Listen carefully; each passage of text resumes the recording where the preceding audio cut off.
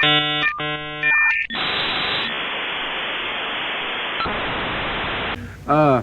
Going on to the Hulk Future Imperfect, what was it like working with George Perez? Oh, it was great. What happened with that was that I had this project that I developed a couple of years back, several years back, for this Italian artist. And then he just kind of like evaporated into the ozone. I have no idea what happened to him. And then, but the project was still there, and I had written the plot for the first issue. And Sam Keith was then going to do it, but then Sam dropped out. How long has... Let me get closer, aka Patters. Welcome back to the channel. Peter A. DeLuca here, coming to you from Philadelphia, PA. This is the comic book channel. I'm sorry, because I feel like we get into the crevices of a lot of things. The regular YouTubers just ignore because it's unpopular or it doesn't get enough clicks or views or whatever. Guys, as I've been talking to you, over here, we have, on one side of me, it's a Spider-Man 2099 action figure. Massively merchandise. That character, massively merchandise. Pretty much came out of nowhere. I remember like the first or second wave of Marvel Legends, but there were Spider-Man Marvel Legends, or the line that became Marvel Legends.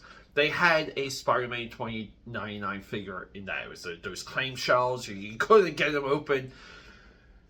And we're in an age now where that character, Spider-Man 2099, is in the culture, in the lexicon, and it's repeated.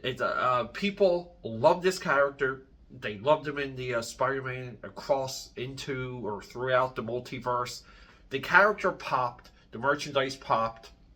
And then on the other side of me, it's a collection of Hulk omnibus. Yes, I hate omnibus. I don't believe omnibus forward comic book reading. Too much of a barrier to entry. They go out of print. They go up in price.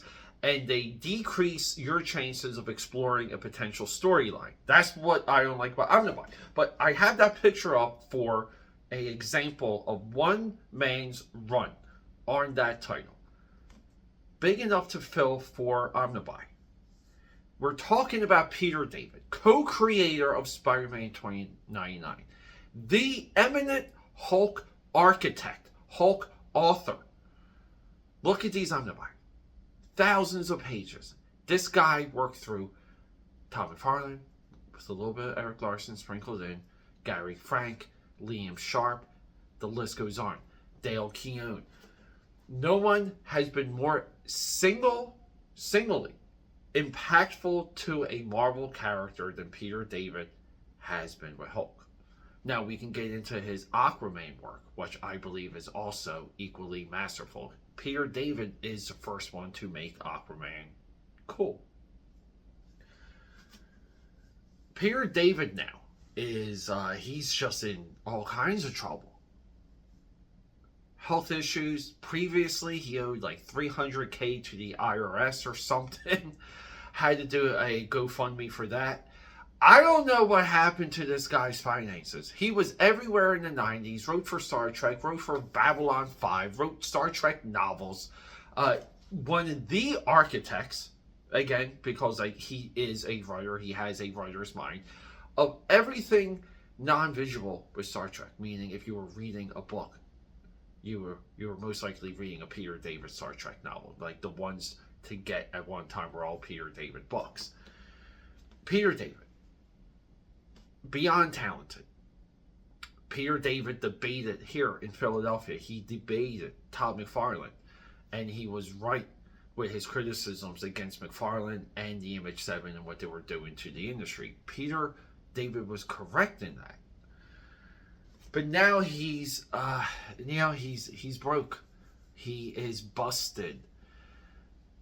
The reason why we're talking about this, it's simple. And it makes me angry. Where the hell are these residuals?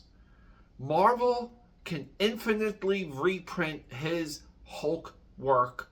His Hulk work is infinitely a template for adaptations. Spider-Man 2099 alone, pop, merchandise, everyone, every manufacturer made a 2099 figure. Those books now infinitely reprinted. And that's just two of the things he touched for Marvel. He's got a ton of stuff for DC. Are the residuals not what we're supposed to think they are? Because according to Rob Liefeld and Robservations, the residuals for these characters do very well. Now, given, I understand Rob Liefeld may have worked something different into the dough or renegotiated down the line. I don't really know. But here's the thing. Whatever Rob Liefeld did to get those wonderful residuals from Deadpool, Rob Liefeld should call up Peter David and say, hey, I have a guy that can help fix this. Todd McFarlane feuded with Peter David. I don't care. Step in and help. We got Jim Lee. Step in and help. We have legit comic book influencers out there. We have comic book people who are at the top of the top that manage to make a buck, keep it, and potentially grow it. We have Sean Gordon Murphy doing $10,000 for a commissioned cover for a private collection. He's got 10 slots open this year. Sean Gordon Murphy's going to make $100,000 off of covers alone this year. Not even printed. We have people of influence that can help Peter David. Does it matter if he mismanaged his money at this point? No. The guy has failing health. The guy needs help. We have money in the industry.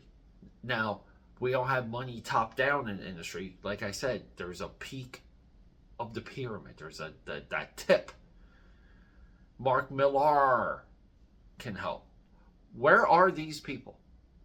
That's the big question.